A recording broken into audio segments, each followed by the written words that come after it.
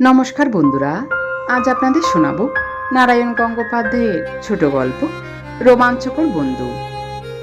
হলদরদা নাক টাক কুঁচকে আমাকে বলল, কেন পেছনে ঘুরঘুর করে বেড়াচ্ছিস পেলা? এসব বন্দুক ছোড়া তোর কাজ নয়। রীতিমতো বুকের পাটা চাই, গায়ের জোর চাই। ওই পালা জোরের পিলে নিয়ে ধাসটামু করতে চেষ্টা করিসনি পেলা, মারা যাবি, স্র্যাব ব্যাগুরে মারা যাবি। হলদরদার লেকচার শুনে আমার গা জ্বলে গেল। ইস, নিজে কি একখানা গামা পালোয়ান রে! রোগা ডিগডিগে শরীর, ঘাড়টা সব সময় ঝুঁকে রয়েছে সামনের দিকে। সম্পত্তির মধ্যে খরগোশের মতো দুটো খাড়া কান, তাদের একটার উপর আবার জরুল, যেন মাছি বসে আছে। গলায় সর্ব জড়হর মাদুলি দুলছে, সেটার রং কালো, মনে হয় একটা পকেট ডিকশনারি ঝুলিয়ে রেখেছে। আমার তো তবু পালা জ্বর, ম্যালেরিয়া জ্বর।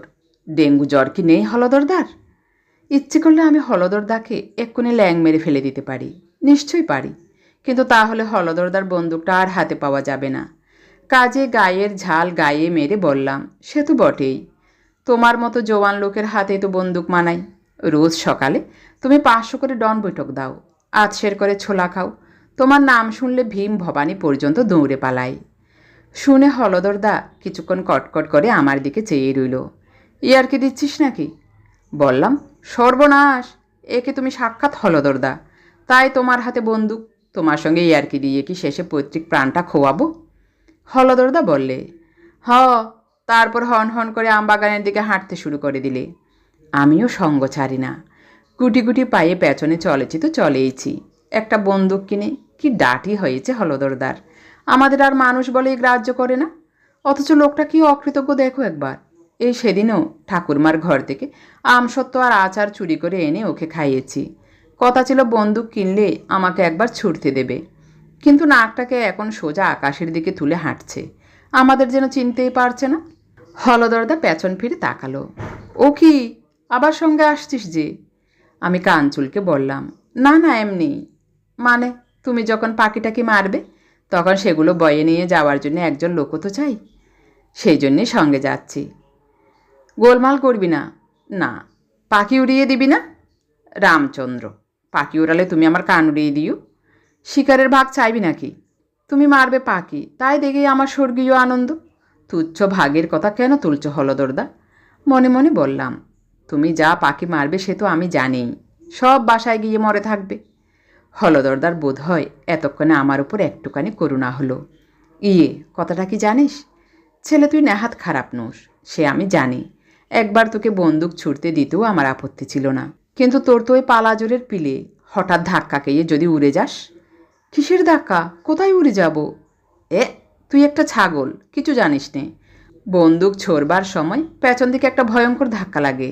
সে ধাক্কায় যারা রোগা পটকা তারা যে কে কোথায় ছিটকে পড়ে কেউ বলতে পারে না, বলে ডিগডিগে পালোয়ান হলদরদা সগর্বে নিজের বন্দুকের দিকে তাকালো। তাই নাকি? হ্যাঁ, তবে আর বলছি কি, সেবার গোয়ালন্দে বুঝলি, একটা রোগা পটকা সাহেব বন্দুক নিয়ে চকাচকি মারতে গিয়েছিল। যেই দ্রাম করে গুলি ছুঁড়েছে, তার বলে কি হলো বলতো? তুমি বলো, আমি তো কখনো গোয়ালন্দে যাইনি। যাসনি? তাহলে তোর বেঁচে থাকাই মিথ্যে। ঢাকার স্টিমারও দেখিসনি? সে এক পেল্লাই ব্যাপার। তোদের কলকাতার চাঁদপাল ঘাটের জাহাজগুলো তার কাছে একেবারেই তুচ্ছ। তা হোক তুচ্ছ, আমি অধৈর্য হয়ে বললাম। ধ্রাম করে গুলি ছোড়ার পরে কি হলো তাই বলো। হ্যাঁ হ্যাঁ, তাই বলছি। গুলি ছুঁড়েছে, ধোঁয়া বেরিয়েছে, সবই হয়েছে, কিন্তু সাহেবের আর পাত্তা নেই। বন্দুক টুপি সব পরে রয়েছে, শুধু সাহেবই নেই। নেই তো নেই, কোথাও নেই, একেবারে বেমালুম ভ্যানিশ। ভ্যানিশ নিজের গুলিতে নিজেই উড়ে গেল বুঝি? থাম না, কেন বাজে বকছিস? সাহেব তো নেই, চারদিকে হইচই, থানা, পুলিশ, টেলিগ্রাম, ফৌজ, সে এক কাণ্ড। ওদিকে ম্যাম সাহেবের ঘন ঘন ফিট হচ্ছে। শেষে সেই সাহেবের পাত্তা পাওয়া গেল পদ্মার ওপারে, বালুচরের ওপর দাঁত কপাটি লেগে পড়ে রয়েছে। 3 দিন পরে তার জ্ঞান আসে।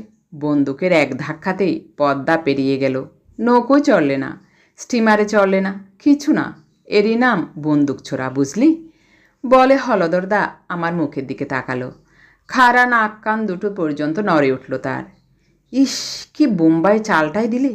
বলতেও যাচ্ছিলাম সে কথা, কিন্তু বুদ্ধি করে সামলে নিলাম। খামোকা চটিয়ে লাভ কি? বন্দুকটা একবার হাতে পাওয়ার আশা এখনও ছাড়িনি। হলদরদা বললে, নে, রাস্তার মধ্যে আর বকিস নি, সঙ্গে যাবি তো চল, কিন্তু আগেই সাবধান করে দিচ্ছি, যদি পাখি উড়িয়ে দিস তাহলে বন্দুকের ঘায়ে আমাকে শুদ্ধ উড়িয়ে দিও। আমি বলে দিলাম শেষটা। আম বাগানের মধ্যে দিয়ে টিপি টিপি পাইয়ে দুজনে চলেছি। বন্দুক বাগিয়ে হলদরদা পাখি খুঁজছে, আর আমি যথাসাধ্য ওকে সাহায্য করতে চেষ্টা করছি। হঠাৎ আমি আনন্দে চেঁচিয়ে উঠলাম, হলদরদা, ওই যে এক জোড়া ঘুঘু। কই, কোথায়? বলে আরও চেঁচিয়ে উঠল হলদরদা। ব্যাস, আর দেখতে হলো না, সেই চিৎকারেই ঘুঘু দুটো উড়ে পালালো।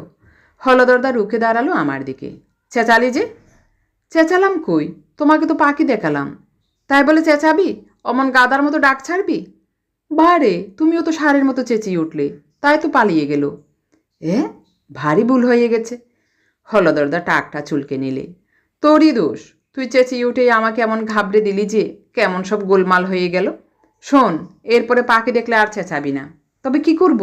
এই একটা খোঁচা টোচা কিংবা একটা চিমটি, বুঝেছিস তো? বিলক্ষণ, এ বুঝতে আর বাকি থাকে? আমি পটল ডাগার পেলারাম। চিমটি কাকে বলে টেনিদার দৌলতে তা ভালোই বুঝি। সানন্দে মাথা নাড়লাম। আরও খানিকটা এগিয়ে হলদরদা বললেন, আবার ভুল হয়ে যাচ্ছে, এভাবে তো হাঁটা চলবে না, হামাগুড়ি দিয়ে যেতে হবে। বলো কি, চারিদিকে কাটা বিছুটি, তার মধ্যে হামাগুড়ি দিতে হবে? তুই শিকার করতে এসেছিস না মোগলাই পরোটা খেতে এসেছিস? হলদরদা ভেঙচি কাটল। অত আরাম চলবে না, নে হামাগুড়ি দে। এইটাই নিয়ম। আমি অনেক শিকারীকে হামাগুড়ি দিয়ে যেতে দেখেছি। শিকার সামনে না থাকলেও হামাগুড়ি দিতে হবে? হ্যাঁ, দিতে হবে। বেশি বকিস নি পেলা, যা বলছি তাই কর। এ আবার কি ফেচাংরে বাপু! আর সে আমবাগানে হামাগুড়ি দেওয়া কি চারটিখানি কথা? 3 হাত না যেতে হাঁটুর ছাল যাবার জো। কেটে পড়া দরকার কিনা ভাবছি, তার আগেই লাফিয়ে উঠল হলদরদা।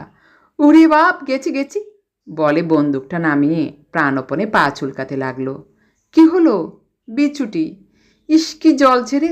দাঁত মুখ খিচিয়ে এমনভাবে পা চুলকে চলল যে মনে হলো ছালটাল সব তুলে ফেলবে। তাহলে আর হামাগুড়ি দিয়ে দরকার নেই বোধ হয়? আমি জানতে চাইলাম। না না না, হলদরদা মুখ সিটকে বললে, ওসব আনাড়ি শিকারির জন্যে। ভালো শিকারীরা বুক চিতিয়েই হাঁটে। বলে বন্দুক তুলে নিয়ে হাঁটতে শুরু করলে। অবশ্য সবটা বুক চিতিয়ে নয়, মাঝে মাঝে থেমে দাঁড়িয়ে পা চুলকে নিতে হচ্ছিল। একটু পরে সামনে একটা জলা। সেই জলার দিকে যেই আমার চোখ পড়েছে, অমনি আমি হলদরদার পিঠে কটাং করে চিমটি দিয়েছি একটা। উড়ে বাপস বলে হলদরদা লাফিয়ে উঠল। সঙ্গে সঙ্গে জলা থেকে 3টে পাখি উড়ে পালালো একসঙ্গে। চোখ পাকিয়ে হলদরদা আমাকে বললে, এটা কি হলো? বলি, এটা কি হলো? কেন, কি করেছি? গো বেচারার মতো আমি জানতে চাইলাম। কি করেছি? হলদরদা দাঁত খিচিয়ে বললে, অমন করে রাম চিমটি দিলি যে পিঠের মাংস প্রায় তুলে নিয়েছিস এক খাবলা। উফ, একে পায়ের জলনীতি মরছি, তার উপরে। বললাম, আমার কি দোষ? পাখি দেখলে তুমি চিমটি দিতে বলেছিলে। আমি দেখলাম জলায় 3টে জলপিপি বসে আছে, তাই বলো অত জোরে চিমটি কাটবি? আচ্ছা, এবার থেকে আস্তে কাটবো। থাক, হয়েছে, চিমটি কেটে আর দরকার নেই তোমার। এবার একটা ধাক্কা দিবি, বুঝেছিস তো? বুঝেছি। জলা পার হয়ে একটা জারুল গামারের বন, চারদিকে ছায়া ছায়া ঠান্ডা। সেখানে ঢুকেই হলদরদা দেখি সোজা মাথার উপর বন্দুক তাক করছে। পাখি পেলে বুঝি? আমি চেঁচাতে যাচ্ছিলাম। হলদরদা আরও জোরে চেঁচিয়ে বললে, চুপ কর বলছি, গাছের উপরে 2টো লাল পাখি দেখা যাচ্ছে। লাল পাখি দুটো ভালো, এত চেঁচানেতেও পালালো না। তাকিয়ে দেখে আমার কেমন সন্দেহ হলো। সে কথা বলতেও যাচ্ছি, এমন সময় ধ্রুম ধরাস। দ্রুম হলো বন্দুক আর ধরাস হলো হলদরদা, অর্থাৎ গুলি ছুঁড়ে খুদোর ঘা খেয়ে পড়ে গেল মাটিতে। কিন্তু তার আগে লাল পাখি দুটো পড়েছে, একটা আমার নাকে আর একটা হলদরদার টাকে। টিপ আছে হলদরদার, কিন্তু রাম রাম, কি বিচ্ছিরি পাখি! পরেই ফটাস করে ফাটল। কিসব বদগন্ধওয়ালা কালো কালো জিনিস আমার নাকে মুখে ঢুকে গেল, আর হলদরদার টাকের যে বাহার খুলল সে আর কি বলবো। পাখি নয়, 2টো টুকটুকে পাকা মাকাল। গাছের অনেক উপরে ভালো করে দেখা যাচ্ছিল না, তাই খানিকক্ষণ আমরা দুজনেই চুপচাপ। আমি শোকে মুজ্জমান, আর হলদরদা কাকাল চেপে ধরে বসে আছে, টাকটা পর্যন্ত মুছতে পারছে না। হলদরদার বন্দুকই ওকে একখানা মোক্ষম ক্ষুদুর ঘা বসিয়েছে। প্রায় 5 মিনিট পরে হলদরদা উঠে দাঁড়ালো। অবস্থা দেখে দয়া হলো আমার। কয়েকটা শুকনো পাতা দিয়ে টাকটা সাফ করে দিলাম। যাত্রাটাই খারাপ না হলদরদা, দুটো মা কাল শিকার করলে, তার উপর কুদুর ঘা। ভাগ্যিস ধাক্কাটা উপর দিক থেকে এসেছিল, নইলে এতক্ষণে হয়তো তোমাকে গঙ্গার ওপারে নিয়ে ফেলতো। এত করে যে টাক পরিষ্কার করে দিলাম, তার কোনো কৃতজ্ঞতা আছে নাকি? হলদরদা যা আছে তাই রকমের ভেঙচি কেটে বললে, থাম থাম, ওস্তাদি করিসনি। তুই তো গোলমাল করে দিলি, তাইতে বেসামাল হয়ে কোমরে কুদুর ঘা লেগে গেল। কিন্তু হাতের টিপ দেখেছিস তো, মাকাল দুটোকে ঠিক নামিয়েছি। তা নামিয়েছ, আর পরেছেও ঠিক তাক মাফিক, আমার নাকে আর তোমার টাকে। খুব হয়েছে, চল এখন। পাখি না মেরে আজ কিছুতেই ফিরছি না। তারপর আমার দিকে তাকিয়ে বাহাদুরির হাসি হাসল। আরে আমি কি আর জানি না যে ও দুটো মাকাল? হাতের টিপ কীরকম সেটি দেখিয়ে দিলাম তোকে। আমার নাকটা ব্যথা করছিল, ক্ষুণ্ণ হয়ে বললাম, তা বটে তা বটে। আবার খানিক দূর এগোতেই আমি দেখতে পেলাম একটা ঘাস ঝোপের পাশে একজোড়া পাখি চড়ছে। তিতির, নির্গাত তিতির। আর তক্ষুনি ধাক্কা দিলাম হলদরদাকে। কিন্তু হলদরদা যে এমন পলকা তাকে জানত। ধাক্কা খেয়েই বোঁ করে সামনের দিকে ছুটল। তিতির তিতির সব টপকে একেবারে ঘাস ঝোপটায় গিয়ে হুমড়িকেই পড়ল। উঠে দাঁড়িয়ে হলদরদা চেরা গলায় সিংহনাদ করলে, পেলা। আমি তখন কাছে এগিয়ে এসেছি, বললাম, কি আদেশ সেনাপতি?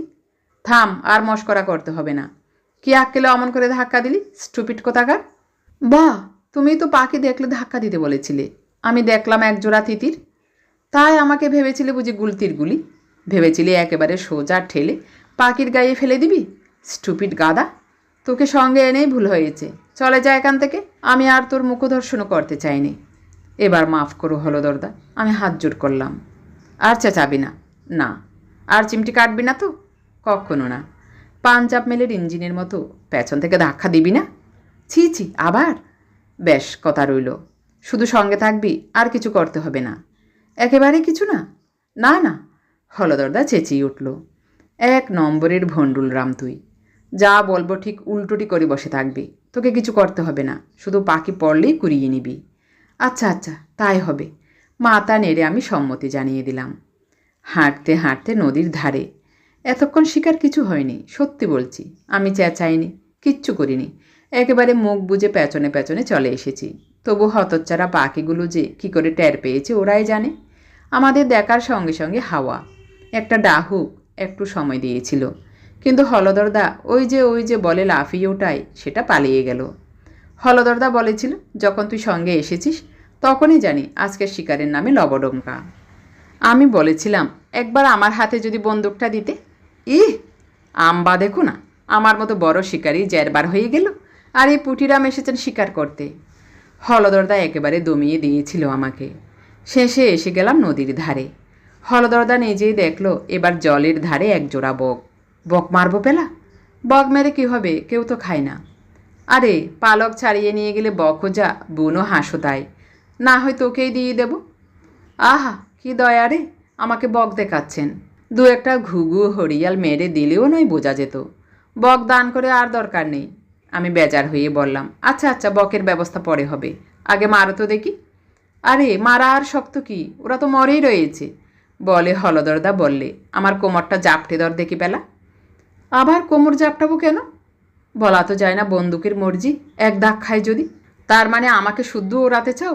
ওসবে আমি নেই হলদরদা, বলে আমি সরে দাঁড়ালাম। মায়েরি পেলা, লক্ষ্মী ভাইটি, এবারটি কথা শোন। তোর মনের ব্যথা আমি বুঝেছি। যদি একটা বকও মারতে পারি, তাহলে তোকে একবার আমি বন্দুকটা ছুটতে দেব, দিব্যি কেটে বলছি। হলদরদার স্বর করুণ হয়ে এলো। ঠিক বলছো? ঠিক বলছি। মা কালীর দিব্যি? মা কালীর দিব্যি। আমি হলদরদার কোমর সাপটে ধরলাম প্রাণপণে। হলদরদা বন্দুক বাগালো, বললে, জয় মা রক্ষা কালী, জোড়া বক দিস মা। ধ্রুম। তারপরে ধপাস আর ঝপাস। আবার মোক্ষম ঘা মেরেছে বন্দুকের কুদু। হলদরদা ক্যাক করে উঠল। তারপর আমাকে নিয়ে সোজা ডিগবাজি খেয়ে পড়ল একেবারে নদীর মধ্যে।